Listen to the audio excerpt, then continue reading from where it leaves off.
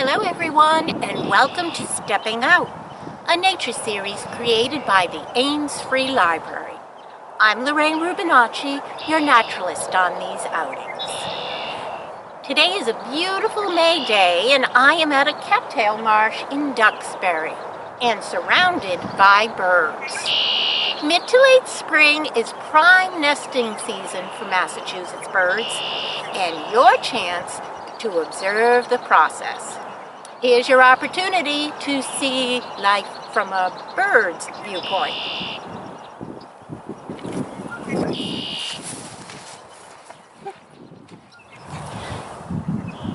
Nests can be found in all kinds of places, high or low, near water or dry sand, in urban or wild places.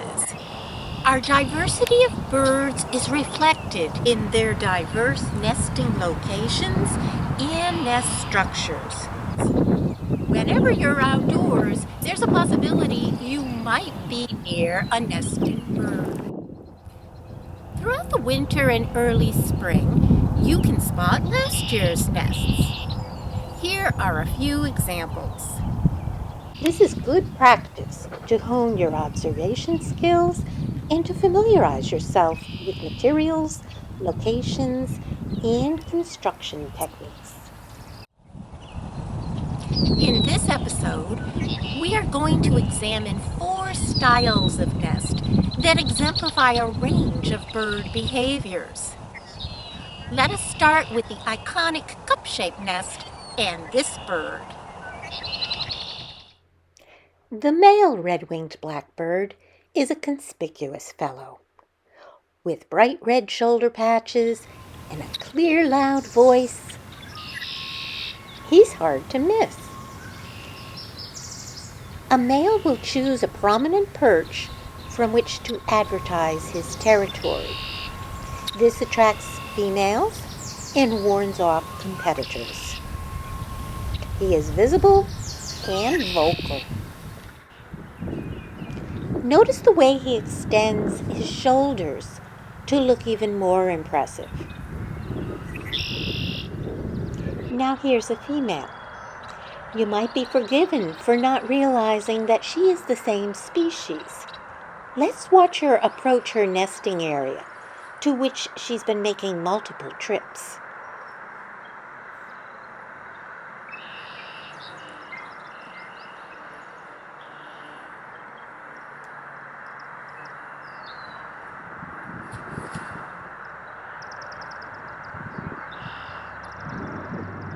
I think you get the point. She is camouflaged, and so is her nest. The type of nest she's building is a cup, a well-concealed cup. This woven nest is attached to several upright stems that will keep it above but near water.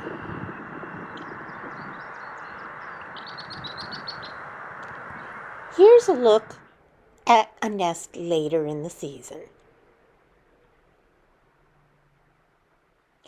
The redwing's breeding cycle includes both flamboyant spectacle and great secrecy.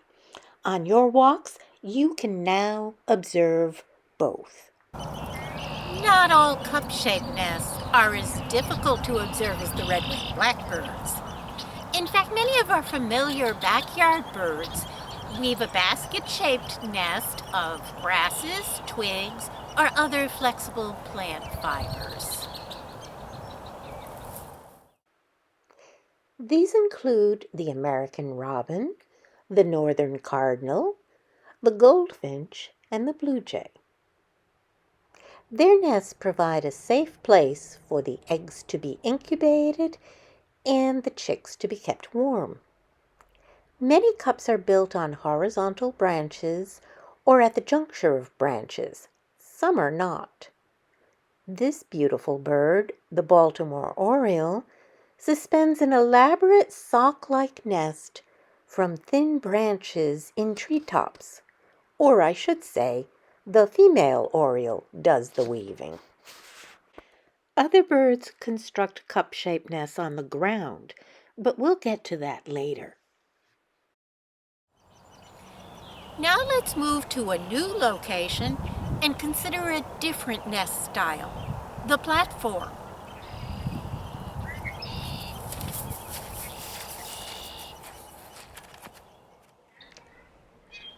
We are visiting a beaver pond full of dead white pines, which is suitable habitat for nesting great blue herons.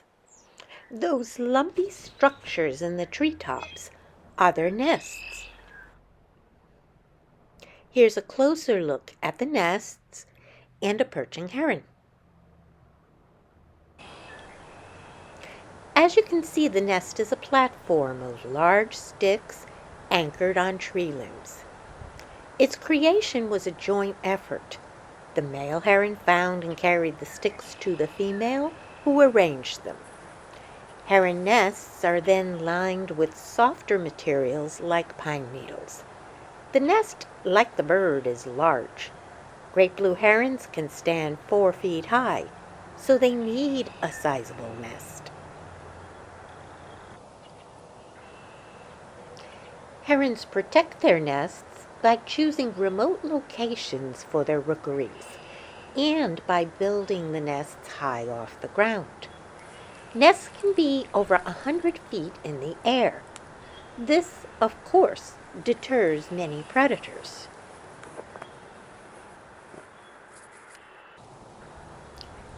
Some of the herons, like this one, appear to be incubating eggs. But April is too early for chicks.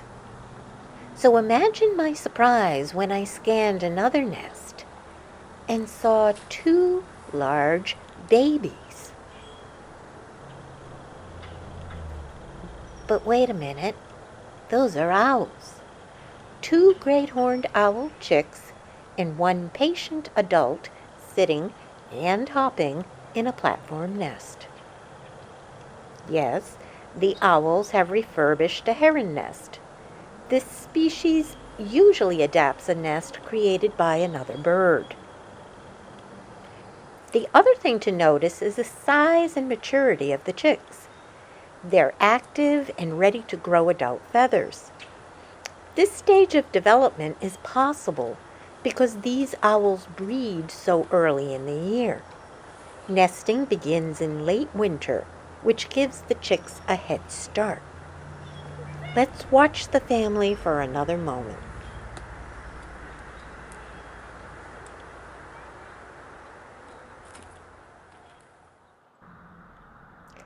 Here's another bird that builds a platform nest, the osprey.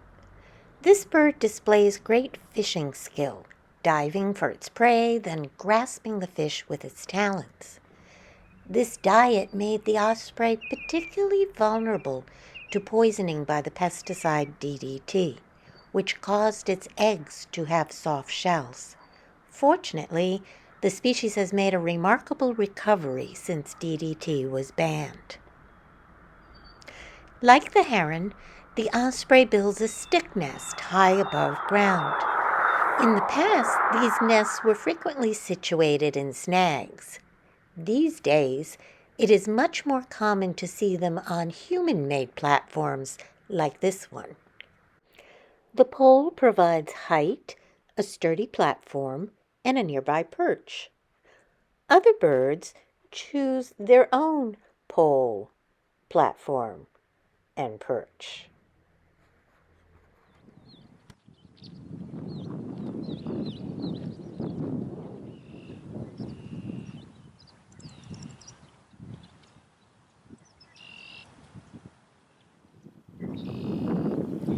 The scene behind me introduces our third style of nest, the cavity nest.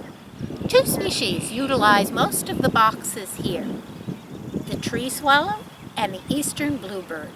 Let's observe them for a moment. A male bluebird is perched on this box. That's how he advertises his territory. Nearby, 2 tree swallows are excitedly vocalizing. The bluebird departs. Here is a pair of swallows on their own box. The male's at the entrance, the female on the roof. She will build a grassy nest lined with many feathers that she collects.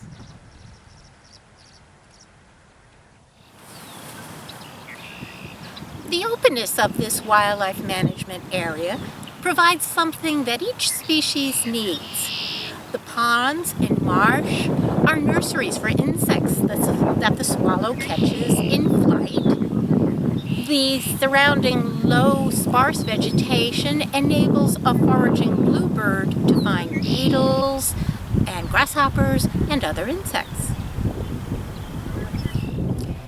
Neither of these birds created their nesting cavities. In the absence of nesting boxes, these birds would utilize a naturally occurring tree cavity, such as a tree wound, or a hole excavated by a different bird.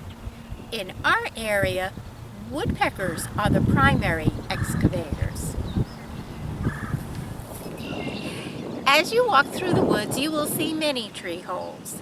Some are caused by insects, some by disease, some are the work of woodpeckers. These birds use their sturdy bills to probe for insects, to announce their territories, and to excavate holes to raise their chicks.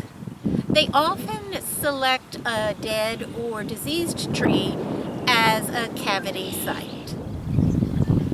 The little downy woodpecker's entrance holes are 1-inch circles.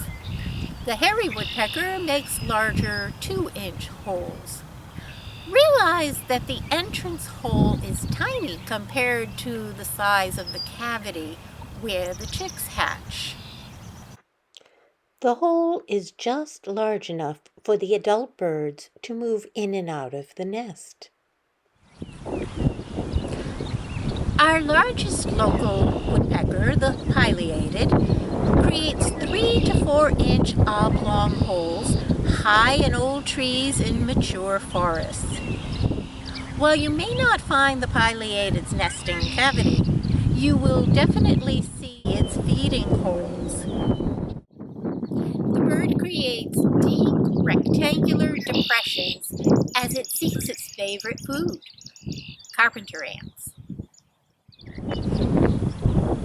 The cavities previously used by nesting woodpeckers become housing for other species. If you have a bird feeder in your backyard, you have probably seen cavity nesting birds. These include the tufted titmouse, the white-breasted nuthatch, and the black-capped chickadee, the bird that's nesting in my yard. A quick glimpse inside the box reveals the chickadee's nesting material, moss. Abandoned cavities provide nesting opportunities for birds as different as the common screech owl and the wood duck. When you place a nesting box in your yard, you need to consider what kind of habitat will be available for a bird. The first year that I moved into my house, an eastern bluebird nested because the vegetation was sparse. As my meadow grew, a house wren moved in. One year, an invasive house sparrow took a turn. Currently, a black-capped chickadee is raising young. The very same box can host a variety of birds. As you can see from this image, the materials and construction depend on the species. While nesting boxes are helpful to birds and provide a great opportunity for people to observe nesting behavior, they don't replace the ecological value of dead trees. A dead tree is a wildlife city, housing and feeding a wide range of species. Think twice before you call that tree removal company.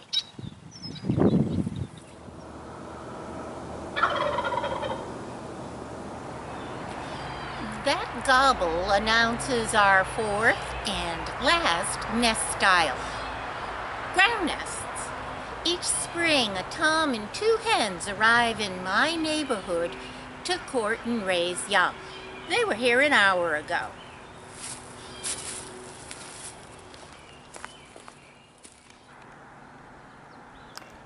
The hen makes a stop at the bird feeder and forages for insects by kicking back leaves.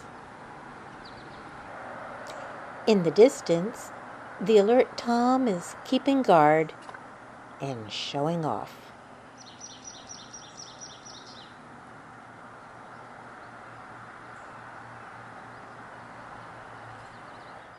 He looks like a fashion model, fanning his tail, dropping his wings, puffed up in the center of attention. Most of the time, turkeys are shy and wary, but during the breeding season, the tom acts like the male red-winged blackbird, and for the same reasons. Despite a busy road, this is good turkey habitat. My yard contains a remnant of pine oak forest with some old oak trees. I manage it with a light touch, incorporating a diversity of native plants that produce seeds and berries. Insects are welcome, and those oak trees produce nutritious acorns. Nearby, there are pastures and wetlands. The wild turkey is adaptable, but prefers a mix of forest and clearings which can supply year-round food. A turkey nest is very simple. The hen will scratch a shallow depression where she'll lay her eggs. Now, there are a lot of dead leaves around here, so the nest isn't really obvious. Let's consider the challenges facing a ground nesting bird. Everyone loves to eat turkey or turkey eggs. Coyotes, raccoons, owls, foxes, hawks, skunks, crows, and more. One way that the hen foils predators is to conceal the nest near a log or in dense vegetation. Another strategy is to lay many eggs in hopes that some of the chicks will reach maturity. The clutch is large, containing 10 to 12 eggs per nest. Perhaps the most important factor is that the chicks are precocial, meaning they can leave the nest upon hatching. These down-covered chicks can walk and eat on their own, though they do stay with their mother's flock for at least 4 to 5 months to learn the ropes of turkey life. When I was a child, there were no wild turkeys in Massachusetts. Hunting and conversion of forests to farmland led to their disappearance in the 1850s. After wildlife managers reintroduced the bird in the 1970s, its population soared, and the turkey is now common in both rural and suburban areas. Here's another ground nesting bird, the mute swan. This European transplant is now a common sight on Massachusetts ponds. The bird we are watching is feeding on submerged vegetation, and it has an enormous appetite. Since it is hard for a big white bird to be inconspicuous, the swan thwarts danger in other ways. It builds its huge mounded nest near but above water in less accessible places, on an island or peninsula, or in dense vegetation. This particular bird has chosen a spot near a highway on-ramp where there are no pedestrians and no parking. If the location fails to deter visitors, the swan will attack a potential predator, or another swan, or a duck, or a kayaker, or so I'm told. These guys didn't seem fazed by my brief visit. Some small birds also nest on the ground. Recently, as I was walking along a damp woodland trail, I stumbled upon an ovenbird. The bird itself is normally difficult to see because of its drab coloration and speckles, but its nest is a masterwork of disguise. This little warbler covers its nest with a leafy dome that from above looks just like the forest floor. Not a bad strategy for a sparrow-sized bird with tiny eggs. The birds that we've considered are just a small sampling of ground nesting birds. Grassland birds, shorebirds, and most waterfowl also nest on the ground. Nesting is a huge part of avian life, and this episode of Stepping Out has barely scratched the surface. Hopefully this video will entice you to get out and observe the nesting cycle yourself. Some migrants have just arrived, and nest construction is still underway. To identify the nests you find, I'd recommend the Peterson Field Guide to Birds' Nests or Cornell University's website, All About Birds. You can also share your observations and extend your interest by participating in Cornell's citizen science program, Nest Watch. When you are out in the field, never forget that the bird's well-being is paramount. No matter how curious you are, do nothing to disrupt the nesting cycle. Cause no harm to the nest or the surrounding vegetation. Don't disturb the parents. Don't encourage predators by attracting attention. For the richest experience, choose one species that you can observe for a length of time. Sit still and really watch what it does. Do the same thing the next week and the following week. With a little bit of patience, you will be rewarded with an insider's view of bird life and a greater awareness of the activities surrounding you. Thanks for joining Stepping Out. Till next time, happy birding!